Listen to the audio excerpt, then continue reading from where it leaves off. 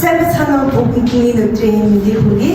За намайг болон гэдэг одоо 10 дугаар сурагч.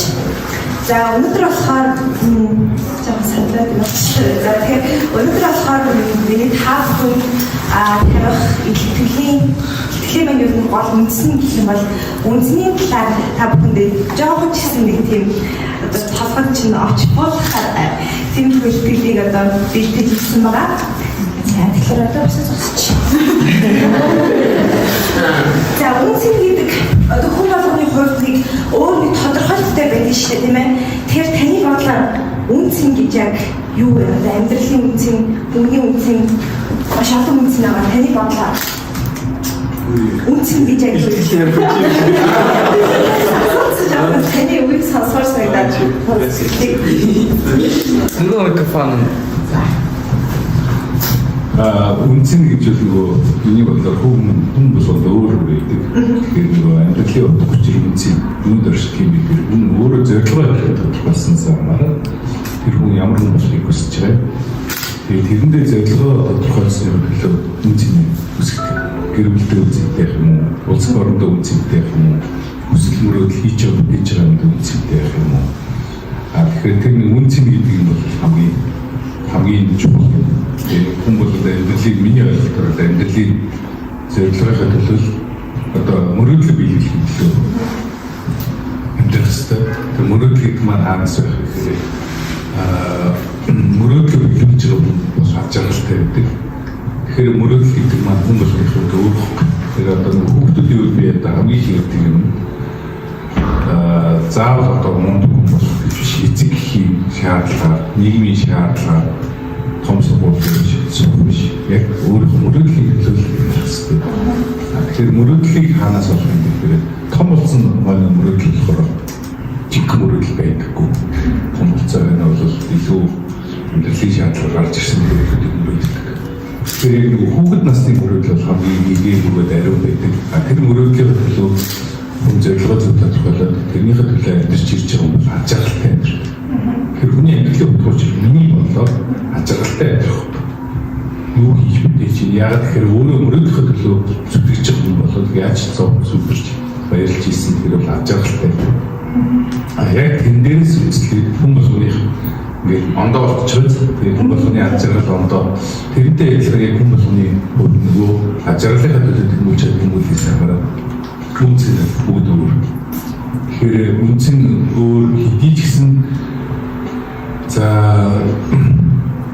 то харьцангуйгаар үндэсний ондооч гэж ярих юм бол Монгол өөртөө их үнцэн эцэг эхийн хүүхдсэн бол сайн хүүхдэн байх гэдэг.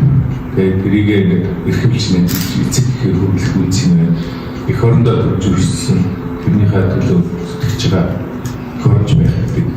Бас нэг цааш чигээр үнцэнүүдийг хэлж явах хэрэгтэй. Тэгэхээр хүн болгоны хондоо хийсэн ч гэсэн нөгөө эцэг гэр бүл чинь тухайн үнцэнтэй байх хэрэгтэй.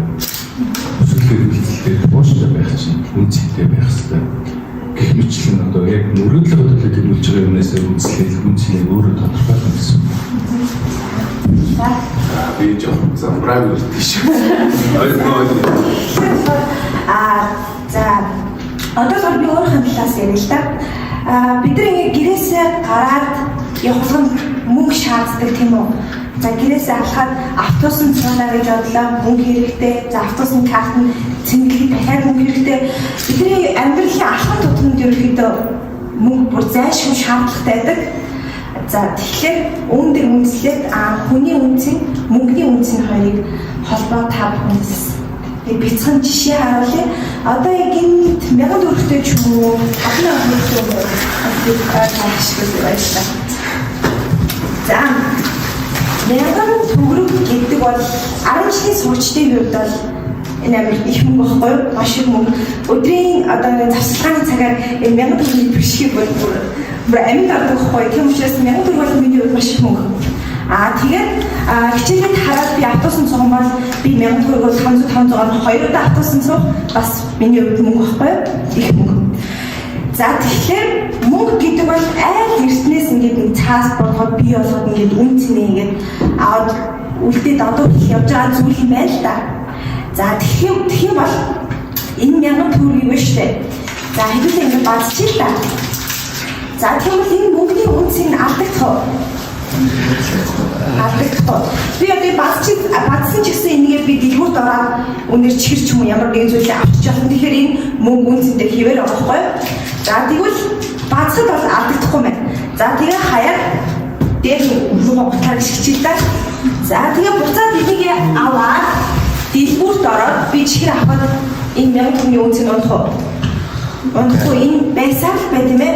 Энэ 1000 төгрөг гэдэг бол хизэж үнцгийг унахгүй. Гэхдээ юмны үн өснө гинэ тэр за энэ бол дараагийн асуудал юм уу. Гэхдээ 1000 төгрөгөөр бид хизэж одоо өөртөө хэрэгцээтэй жижигхэн зүйлийг бол авчих үнцийн энэ 1000 төгрөг байгаа.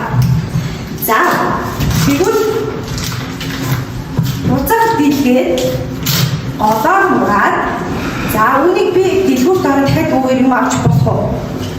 Болно. Буцаад нийлүүлээд лаагаад скетчийг би дахиад дуртай юм авч явна тийм үү? За тэгвэл 1000 төгрөгийн үнцийг унахгүй байхад хүний үнцийг унах гэж бид амар ярьдаг тий.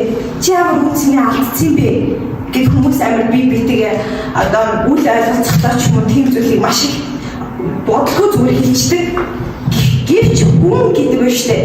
Маш үнцэнтэй зүйл юм байна л да.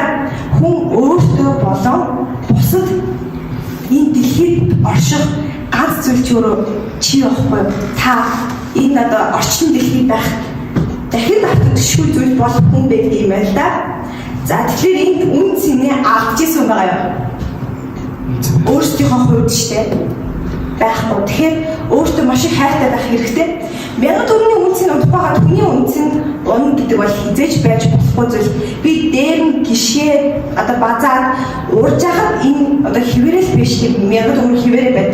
Тэгэхэд таныг биш тийм хүн муухай үгээр доромжилно уу чи чадахгүй хизээж биш гэж гэдэг одоо хар нэрхтээ муухай үгнүүдийг хизээж бити өөртөө тусгаж аваарай гэдэг зүйлийг хэлэх гээд байгаа юм л да.